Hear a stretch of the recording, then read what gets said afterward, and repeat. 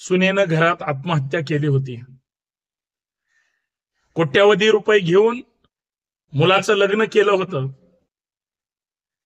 भरमसाठ हुंडा घेऊन आपल्या पक्षाचे इतर पक्षाचे सगळे राजकीय नेते बोलवले होते. एका मुलीला तर फसवलं होतं, परंतु तिच्या घरच्याचं आर्थिक दृष्ट्या शोषण करायचं ही सुद्धा मानसिकता डोक्यामध्ये होती. प्रचंड छळलं, प्रचंड त्रास दिला. बिचारी ती सासूच्या, सासऱ्याच्या, ननंदेच्या आणि नवऱ्याच्या शारीरिक, आर्थिक आणि मानसिक जाचाला इतकी कंटाळली, तिला इतकं हलहल करून मारलं, तिनं शेवटी आत्महत्या केली. आत्महत्या झाली हे लक्षात आल्यानंतर सासऱ्याच्या लक्षात आलं की आता आपलं काही खरं नाही. सासू, नवरा, दीर पळायला कळत नव्हतं. नणंद सुद्धा तशीच होती. सगळे डोमकावळे फक्त पैशावर लक्ष ठेवून होते. आणि ज्यावेळेस पहिली सून निघून गेली यांच्या त्रासाला कंटाळून, दुसरीनं तर प्राण सोडले, जीवच दिला. आता या सगळ्यांनी तिची हत्या केली का तिनं आत्महत्या केली हा सगळा तपासाचा भाग जरी असला तरी त्यांच्या लक्षात आलं, सासरा राजेंद्र आगवणे या व्यक्तीच्या, की आपल्याला आता पोलीस पकडणार. तिथून त्यांनी धूम ठोकली, पळून गेला. पळून कुठं जातोय? कारण डोक्यातले राजकीय मातब्बर लोक पैशाने इतके श्रीमंत आहेत, ते कुणाच्याही बापाला घाबरत नाहीत. कसपटेंची मुलगी होती. कसपटे परिवाराने चला बाबा, प्रेम जरी झालं असलं यांचं, आपल्या जातीचं आहे, यांचा विवाह लावून देऊया. ज्या काय अनाभाका असतील त्या प्रेमामध्ये त्यांनी घेतल्याच असतील. पण ज्यावेळेस तिनं आत्महत्या केली त्यावेळेस कुणाच्याही डोळ्यात पाणी आलं नाही. कारण गेली वर्ष 2 वर्ष ती ज्या पद्धतीचा त्रास सहन करते, 9 महिन्याचं बाळ, 9 महिन्याचा मुलगा, 9 महिन्याचा पोटचा गोळा सोडून तिनं स्वतःचे प्राण दिले. मारलं का तिनं आत्महत्या केली? पोलीस शोधतील. आणि हे सगळं बघून सासरा घरातून बाहेर पडला, बारक्या मुलाला घेतलं, त्या आत्महत्या झालेल्या महिलेच्या दिराला घेतलं आणि तो गायब झाला. कुठं? तळेगाव, दाभाडे वगैरे त्या परिसरामध्ये एका हॉटेलवर गेला, मस्त मटण खाल्लं, 2-4 त्याचेच टाळके, जवळचे मित्र अशांना घेऊन तो तिकडे गेला. तुम्ही बघताय कशा पद्धतीनं पार्ट्या झोडतायत, कशा पद्धतीनं मटण खातायत. म्हणजे इकडं सुनेचा मृतदेह बघून इकडं मटण खाऊ वाटतं. याचा अर्थ ही माणसं निर्दयी आहेत. बाप बडाना भैया सबसे बडा रुपया, याच्यावरच हे जगू शकतात. अशा पद्धतीची गोष्ट ज्यावेळेस कानावर पडते, किती दुर्दैवी गोष्ट आहे. ही तीच लोक आहेत ज्यांनी आत्महत्या झाली, सगळं कळालं, जे लहान बाळ होतं ते बाळाचं काय केलं, कुणाला दिलं? मित्रांनो, या सगळ्या मुद्द्यांवर चर्चा करायची. कारण समाजात काय घडतंय, लोकांमध्ये काय घडतंय, आपल्या आसपास काय घडतंय. आणि श्रीमंत बंगल्यात राहणारी माणसं ही मनाने श्रीमंत नसतात, हे लक्षात घ्या. ती पैशाने श्रीमंत असले तरी ते सुखात नसतात, हे लक्षात घ्या. बंगल्यात राहणारी माणसं ही गोरी गोमटी, गाड्या घोड्या जरी असल्या तरी ते त्यांनी स्वतःच्या हिमतीनं घेतलेल्या नसतात, हेही लक्षात घ्या. त्यांनी कुणाला तरी छळून, मग गोरगरिबाच्या मुंडक्यावर पाय दिला असेल, सुनेला छळलं असेल, अर्थात बायकोला छळलं असेल, तिच्याकडून वसुली केली असेल, तिला जगवण्यासाठी किंवा सांभाळण्यासाठी हप्ता घेणारी जमात म्हणजे हुंडा घेणारे आईबाप, अर्थात सासू सासरे नावाची जमात. आणि मग या सगळ्या प्रसंगावर हे सगळं पाहत असताना आपण कुठं आहेत? आपण कुणाच्या लग्नाच्या वाढदिवसाच्या शुभेच्छा देतोय, ज्याने कुणाच्या तरी पोरीची स्वतःशी सोयरीक जुळताना हुंडा घेतला होता. सगळ्या गोष्टीची चर्चा करायचे, विचार करायचे जड अंतकरणाने. त्या वैष्णवीच्या या मुद्द्यावर चर्चा करतोय. म्हणून सर्वांना जय जाऊ, जय शिवराय, नमस्कार. मी संतोष शिंदे चर्चा करतोय या सामाजिक विचारपीठावर. परंतु मन, हृदय हे हेलावून गेलेलं आहे. आमच्या समाजात इतकी निर्दयी माणसं आहेत, इतकी घाणेरडी माणसं आहेत की त्यांचा खरं तर ज्यांना सामाजिक भान आहे, तुमच्या माझ्यासारखी माणसं, जिवंत विचारांची माणसं, आपल्याला TRP मिळवायचं नाही तर त्या व्यक्तीच्या काय घडलंय, त्या व्यक्तीच्या विरोधात समाजाच्या मनामध्ये काय, त्या मुलीच्या आईवडिलांच्या मनामध्ये काय, आणि यांच्यावर अर्थात पोलीस प्रशासन असेल, सगळ्यांवर दबाव असला पाहिजे. बऱ्याच गोष्टी मी आपल्या समोर मांडणार आहे, कदाचित तुम्हाला धक्का सुद्धा बसेल, पण या सगळ्या गोष्टी तुम्हाला माहित असणं गरजेचं आहे. म्हणून हा व्हिडिओ शेवटपर्यंत पाहावा. नवीन असाल तर हे चॅनल सबस्क्राईब करा, जास्तीत जास्त शेअर करा. सगळ्यात महत्वाचं बेल आयकॉन प्रेस करायला विसरू नका. नोटिफिकेशन ऑल ठेवा. आणि संतोष शिंदे बोलतोय, संतोष शिंदे बोलत राहणार आहे, पण खरं मांडत राहणार आहे. म्हणून सोबत राहा, पाठीशी राहा. तुमच्या सुद्धा मनात काय आहे मला कमेंट मध्ये नक्की सांगा. मित्रांनो, ज्या वैष्णवीला छळलं, मारलं, तिला मारून टाकलं का तिनं आत्महत्या केली हे तपासात येईलच. पण तपास कसा होईल? तपास होणार नाही. त्याचं कारण असं आहे, वैष्णवीचीच दुसरी जाऊ म्हणजे तिच्या शशांक नावाच्या नवऱ्याच्या भावाची बायको, जिनं 6 महिन्यापूर्वीच पोलीस स्टेशनला तक्रार केली, 100 नंबरवर फोन केला, FIR घेतली गेली नाही, फोन केला, म्हणजे तिनं तिचं मयुरी नाव सांगितलं, मी मयुरी आगवणे बोलते, अशी तक्रार आहे. पोलिसांनी फोन ठेवला, तिनं तिच्या पद्धतीनं प्रयत्न केला, कारण तिच्या घरापासून पौड पोलीस स्टेशन लांब होतं.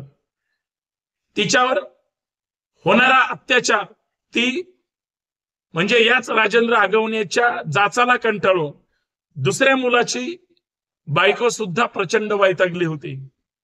तरीही ती थांबली नाही, ती लढली, कारण तिला रस्त्यावर मारहाण केली होती. म्हणजे दीर सुद्धा भाऊजाईला मारत होता. दीर जसं वैष्णवीला छळत होता, तसं तिचा नवरा तिच्या सुद्धा बायकोला छळत होता. आई वडील सुद्धा या शशांक नावाच्या नराधमाचे, ज्याने प्रेमविवाह केला होता वैष्णवी सोबत, हे सगळे छळत होते. पोलिसांनी दखल घेतली नाही. ती जगतापांची मुलगी, त्या जगतापाच्या मुलीनं जशी ही वैष्णवी कसपटेंची तशी ती जगतापांची, तिनं शेवटी कशाही पद्धतीने FIR नोंद करायला लावली, परंतु अटक होत नव्हती. सगळं पोलीस स्टेशन मॅनेज होतं. पोलीस सांगा कुणाचे 100%. पोलीस सरकारी नोकर आहेत. पोलीस आयुक्त असू द्या, अधीक्षक असू द्या, PSI असू द्या, DYSP असू द्या, कुठलाही पोलीस अधिकारी शिपायापर्यंत तुमच्यावर जर दादागिरी करत असतील, त्यांना सांगा तुम्ही आमच्या टॅक्सवर नोकरीत लागून आमच्या सेवेसाठी आहात. आमच्यावर दादागिरी करायची नाही. कायद्याने जे चुकत असतील त्यांच्यावर कारवाई करा. नसलं जमत तर राजीनामे देऊन बाजूला बसा, पण त्यांच्यावर दबाव असला पाहिजे. याचा अर्थ पोलिसांचा अनादर करा मी असं म्हणणार नाही, पण त्यांनी त्या राजेंद्र जगतापाच्या वैष्णवी सोडून जी दुसरी सून होती तिच्या तक्रारीची दखल घेतली नाही. तिनं थेट महिला आयोगाकडे तक्रार केली, पोलिसांकडे तक्रार केली, सगळ्यांकडे तक्रार केली. महिला आयोगाच्या अध्यक्ष, तुमच्यापर्यंत हा व्हिडिओ पोहोचत असेल, पोहोचला तर या व्हिडिओचं गांभीर्य लक्षात घ्या. महिला आयोगाच्या अध्यक्षांनी या तक्रारीवर दखल घेतली नाही. त्याच्यामध्ये तिनं FIR ची कॉपी जोडली, तिला जे काही मारहाण झाली त्याचे फोटो जोडले, जे काही घटनाक्रम आहे सगळी इत्थंभूत माहिती दिली. काय म्हणतात रुपाली चाकणकर? रुपाली चाकणकर मयुरी जगताप जी जगतापाची लेख याच हगवण्याची सून होती आहे सुद्धा, तिच्या तक्रारीची दखल घेतली नाही. 6 महिन्यापूर्वी तक्रार गेली, आयोगाकडे तक्रार गेली. राजेंद्र जगतापाला माहीत झालं की आपण अजितदादा पवारांचे कार्यकर्ते आहोत, आपण राष्ट्रवादी काँग्रेसचे कार्यकर्ते आहोत, आपण सत्ताधारी पक्षाचे कार्यकर्ते आहोत. राज्याचे गृहमंत्री अर्थात सगळीकडे जे काही कायदा सुव्यवस्था बिघडलेली आहे त्या सगळ्या पोलिसांचा आका ते सुद्धा आपलं काही करू शकणार नाही. कारण आपण दादांना सांगितलं त्यांच्या पायघड्या धरल्या तर सगळे गुन्हे मागे घेतले जातील. असं झालं असेल ना? हे का नसेल झालं त्याचं एक मी उदाहरण सांगतो आणि मग मूळ मुद्द्यावर येतो. जसं अजित पवार राजेंद्र हगवणेच्या संपर्कात होते, आज वैष्णवी यांनी आत्महत्या केली. अजित पवार कसपटेंच्या आई वडिलांना अर्थात त्या वैष्णवीच्या आई वडिलांना कसपटेंच्या घरी त्या मुलीच्या आई वडिलांना भेटायला गेले, सांत्वन केलं. तसंच अजितदादांच्या सौभाग्यवती खासदार आहेत सुनित्रा ताई, या सुद्धा याच राजेंद्र हगवणेच्या मुलगी जी आहे करिश्मा, जी वैष्णवीला आणि सगळ्यांना छळत होती, जी वैष्णवीची ननंद होती, तिच्या पार्लरच्या आणि तिच्या दुकानाच्या सुद्धा उद्घाटनाला अजितदादांच्या सौभाग्यवती सुद्धा गेलेल्या होत्या. म्हणजे यांचे हगवणेंच्या कुटुंबासोबत फॅमिली रिलेशन होते. आता ज्यांना अजितदादांचा आणि दादा परिवाराचा आशीर्वाद आहे, कोण घाबरतय कुणाला, कोण कुठला माईकाला ह्यांचं वाकडं करतोय? हीच हिंमत वैष्णवीला मारल्यानंतर हा ज्यावेळेस फरार झाला, पोलीस आयुक्त पिंपरी चिंचवड सापडत नसतात का यांना? सायबर यंत्रणा, सगळी यंत्रणा काय करत होती? काय बिड्या उडत होते का? बघा, लक्षात घ्या. मटण खात होती, आलिशान गाड्यातून फिरत होती आणि दादा म्हणतात कुणालाही सुट्टी देणार नाही. अहो, नरडेशी आल्यावर तुम्ही सुट्टी द्याल न द्याल, पण संतोष देशमुख हत्या प्रकरणामध्ये धनंजय मुंडेंवर आरोप होत होते. वाल्मिक कराड त्याचाच माणूस, अत्यंत वाईट पद्धतीनं हत्या झाली, बीड जिल्ह्यामध्ये दहशत माजवली. काय केलं सांगा बरं धनंजय मुंडेंचं? याच अजितदादा पवारांनी 2-2, 4-4 महिने त्याच धनंजय मुंडेंना पाठीशी घातलं की नाही? पाठीशी घातल्यामुळं, राजीनामा न घेतल्यामुळं महाराष्ट्रात जातीयवाद जो वाढला, जातीमध्ये 2 समाजामध्ये जो तेढ निर्माण झाला, फक्त वेळ काढूपणामुळे आणि गलथान कारभारामुळे. ते अजितदादांनी लय मोठ्या गोष्टी करू नयेत, कारण तुम्ही मायबाप सरकार आहात, राज्याचे उपमुख्यमंत्री आहात, राज्याचे अर्थमंत्री आहात, जाऊ द्या सगळं, पुणे जिल्ह्याचे पालकमंत्री आहात. तुमच्या जिल्ह्यात, तुमच्या भागात अशा घटना घडतात, तुम्ही काय पक्षातून हकलपट्टी करता? पक्षाच्या जीवावरच तो 2-2 सुनाला छळत होता. ही काय संस्कृती काय महाराष्ट्राची? हुंडा घेऊन सुद्धा छळत होता, गाड्या पाहिजे होत्या. सगळे ह्यांचे कार्यकर्ते असेच आहेत.